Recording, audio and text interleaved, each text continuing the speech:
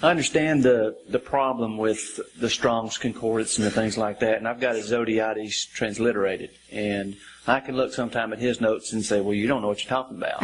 But how do you reconcile, or how do you go to somewhere to find out, like, Jewish custom, where you see something like the parable of the lost coin or something?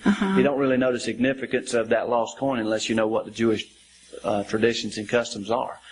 Is there a book or an author you can recommend that you can kind of read and right alongside that so you can understand that a little better?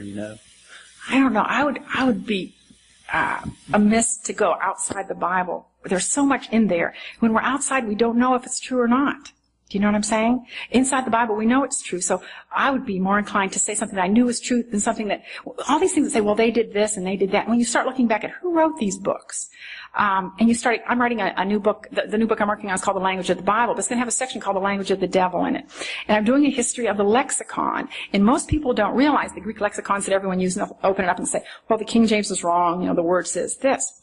Well, I'm tracing the history of these Greek and Hebrew lexicons, and I have found that the definitions have changed. If you look at, I have a Greek, or a Hebrew, Greek, two different ones, from 1600s, when the King James translators wrote. It says what the King James Bible said. 1700s, the Unitarians started getting in there. The Transcendentalists started getting in. Well, they changed it. In the 1800s, they changed it again. It got progressively. Well, how did this Greek word that is in this frozen Koine, because no one speaks Koine, how did this Greek word all of a sudden get a new definition, a secularized definition? Well, no one has these old lexicons anymore to read this. So I started reading the history of the lexicon, and I found that there was this great revolt.